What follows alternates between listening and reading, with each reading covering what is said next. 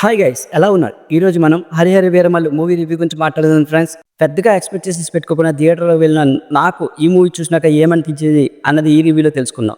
దేశంలోనే అతిపెద్ద వజ్రాల దొంగైన పవన్ కళ్యాణ్కు వీరమల్లుకు ఒక దొంగతనాన్ని అప్పగిస్తారు. ఇంతకీ ఆ దొంగతనాన్ని అప్పగించింది ఎవరు, ఎందుకు అప్పగించారు, ఆ తర్వాత ఏం జరిగింది అన్నదే మూవీ స్టోరీ లైన్ ఫ్రెండ్స్. చాలా రోజుల తర్వాత పవన్ కళ్యాణ్ గారిని బిగ్ స్క్రీన్ మీద చూడడం, అందులోనూ ఇంట్రడక్షన్ పోర్ట్ ఫైట్ హైలైట్గా ఉండటం, మంచి హైతోనే స్టార్ట్ చేశారు అనే ఫీలింగ్ అయితే కలిగింది. ఫస్ట్ హాఫ్లో వచ్చే ఎమోషన్స్, డ్రామా పండటం, కీరవాణి గారు అందించిన అద్భుతమైన బ్యాక్గ్రౌండ్ స్కోర్, సినిమాటోగ్రఫీ బాగుండటం, ఇంటర్వెల్ని మంచి హైతో ముగించారు. ఇది ఫ్యాన్స్కి పండగే అని చెప్పుకోవచ్చు.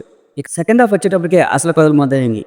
స్టోరీలో పప్పదనం లేకపోవడం, ఫిక్షనల్ స్టోరీ అయినప్పటికీ కొన్ని సినిమాటిక్ లిబర్టీల్ని యాడ్ చేసుకోలేకపోవటం, అవుట్డేటెడ్ స్టోరీ, స్క్రీన్ ప్లే మరియు వీక్ విలనిజం, పవన్ కళ్యాణ్కి డూప్ వాడినట్టుగా క్లియర్గా కనిపించే కొన్ని షార్ట్స్ మూవీ మీద ఇంట్రెస్ట్ని రాను తగ్గించేటట్లు చేశాయి. విలన్ని చూపించే విధానం సరిగ్గా లేకపోవడం మరియు డేట్స్ సరిగ్గా సెట్ అవ్వకపోవడం ఏమో కానీ సెకండ్ హాఫ్ విఎఫ్ఎక్స్ అయితే మాత్రం చాలా పూర్ వర్క్ అయితే కనిపించింది. ముందు తీసిన సీన్స్ కి రీసెంట్ గా తీసిన సీన్స్ కి మధ్యన వేరియేషన్ క్లియర్ గా కనిపించేసింది.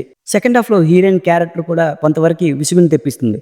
ఓవరాల్ గా ఈ పీరియాడిక్ డ్రామాలో సెకండ్ హాఫ్ లో డ్రామా పండకపోవటం, కరుణుడి చావుకి సవాలక్స్ కారణాలు అనేటట్లుగా dates, postpones, poor VFX work, lack of story, ఇలాంటి ఎన్నో కారణాల వల్ల ఈ మూవీ నార్మల్ ఆడియన్స్కి అయితే ఇంప్రెస్ చేయదు.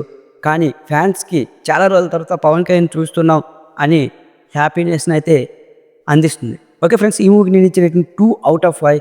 మీరు కనుక నా రివ్యూ నచ్చితే లైక్ చేయండి, షేర్ చేయండి, సబ్స్క్రైబ్ చేయండి. Thank you.